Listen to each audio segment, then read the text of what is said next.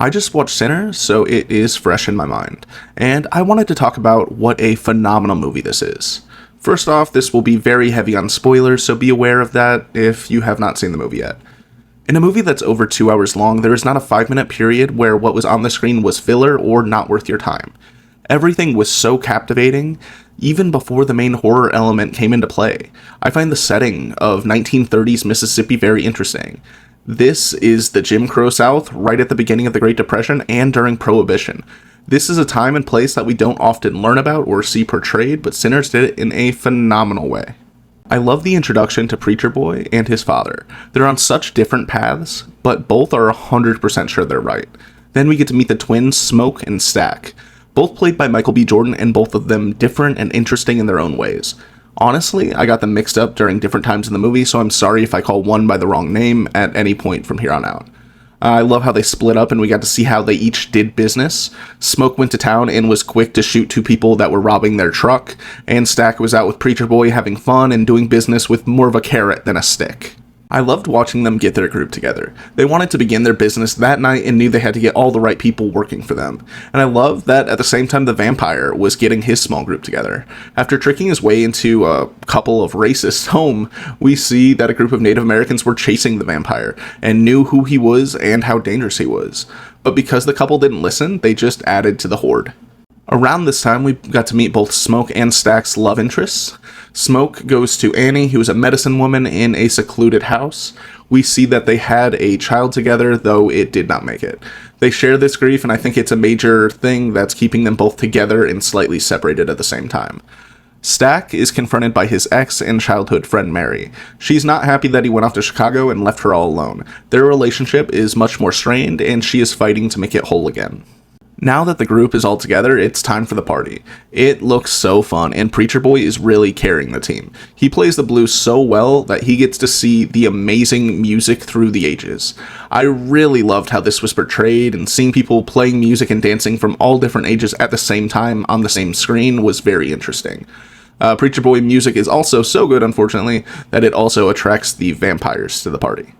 The way the vampires were portrayed in here was super cool and pretty different. They're killed all in the same usual ways, but they act differently. They almost act more like a hive mind than vampires themselves.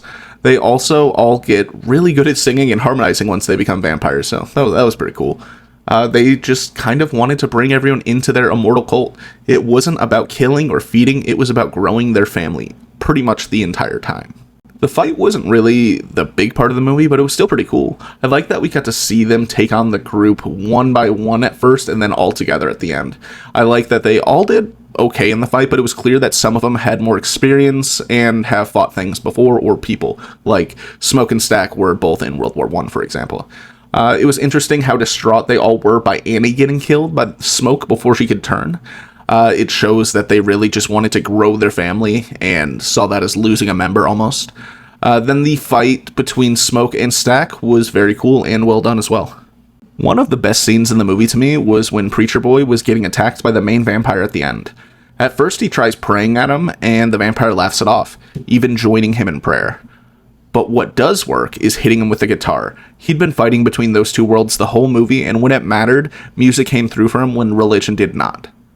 I was a big fan of the initial ending for the two main characters. Firstly, Smoke, who found out the clan was coming for them that night, had started to prepare himself. And when they come, he was able to kill all of them by themselves, dying and joining Annie and their baby in the end. There's almost nothing I love more than watching Klansmen die. I hate racists, I hate that, so this was... I know that's a hot take, I hate racists, but it was very cool to see.